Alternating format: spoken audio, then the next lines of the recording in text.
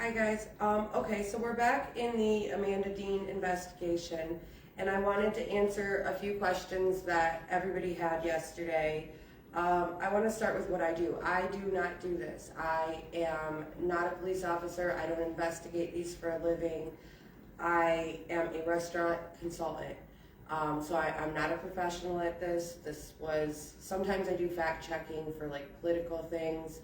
And I was looking at investigating maybe what the missteps were for the sheriff's department here, but I am not a professional. So there have been a lot of tips coming through, and I really appreciate all the tips. I'm getting to them as quickly as I can. I have a process that I go through when I look at these tips. I want to see, how important they are. I prioritize them, and there's a lot of them. Yesterday I mentioned something about a tip about a blue barrel. Initially when I mentioned that tip, it's from 2017, it's not a new tip. Initially when I mentioned it, I had disregarded the blue barrel because the tip said that it had been buried.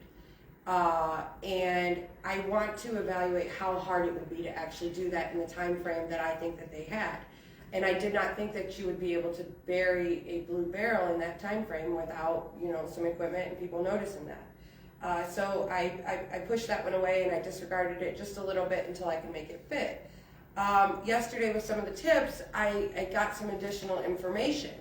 The information actually is that Fred Weir was putting in this homemade septic system underneath this shack, and this was in the weeks after Amanda went missing.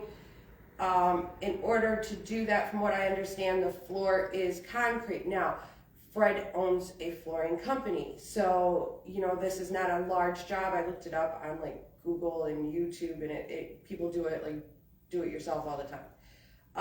But he would need to dig up this floor, drop this blue barrel down, run some piping. Now, this friend said that he was out there, Fred was taking up this floor and putting down this septic system. Now, this makes a little bit more sense. Yeah, definitely a tip that I'm looking at. If you know more about that, let me know. It makes a little bit more sense.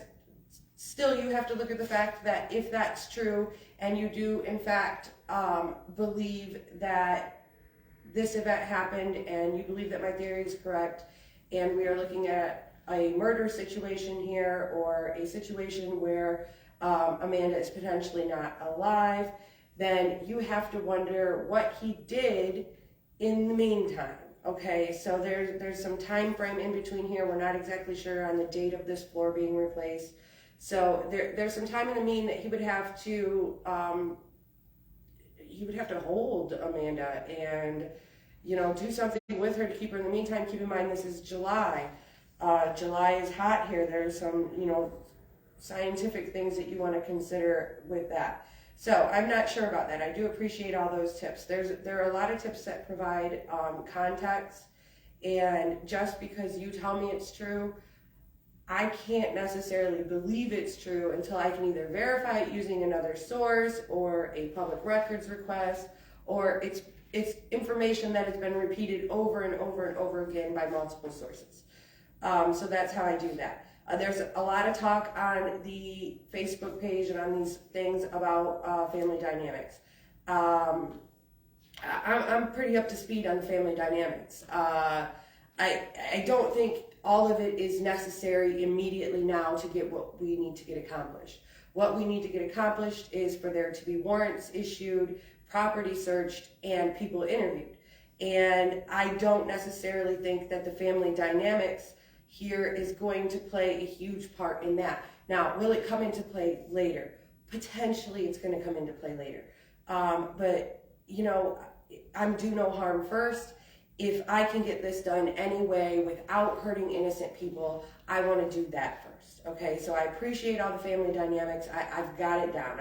I've talked to every single person that I can talk to. I think I have a very clear understanding of what that is. So if we could stop discussing her children on this, I'd appreciate it. I talked to someone today that said that they appreciated what I do because I live by a code, and that's true.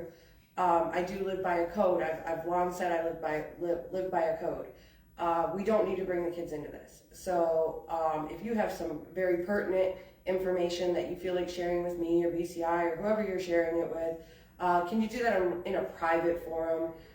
These are still people. Yes, this is an interesting case. I obviously took a very keen interest in it, but they are still people. You know, these are people that, regardless of what happened here, regardless of whether this theory that I presented is right or wrong, regardless of whether I've read this information correctly or incorrectly, these are still people. And I don't believe in judging someone's choices when you don't know what they have to choose from. I said from the beginning, I come from a history of, a family with a history of crime and drugs, and some interesting family dynamics. So there's no need to judge this here. I don't want that to become some type of witch hunt. This information is just what it is, and I presented it in the most honest and true fashion that I can. What I can tell you right now is there was some movement today. I did turn over some additional information to the BCI. I believe that they are moving on this. I just believe the wheels of justice grind slow.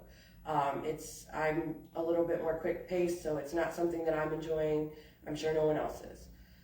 But what I did look at today is some people provided me some advice and some interesting tips, and one of them was that if a witness statement exists, okay, and the crux of this theory here is that Shannon disclosed this in the witness statement, that she disclosed whatever Wynn had told her in these missing messages.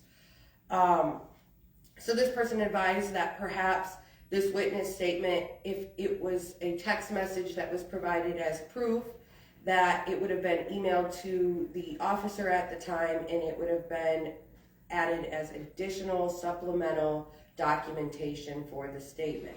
I asked the procedures for that. Typically you would show it to the police officer, write your statement, and either text or email it. From what I understand, the procedure has changed in the past few years. It used to be that you could text it to the officer. Now they prefer it to be emailed. Either way, because this case is now open, we are not able to access the public records like we could if it was closed.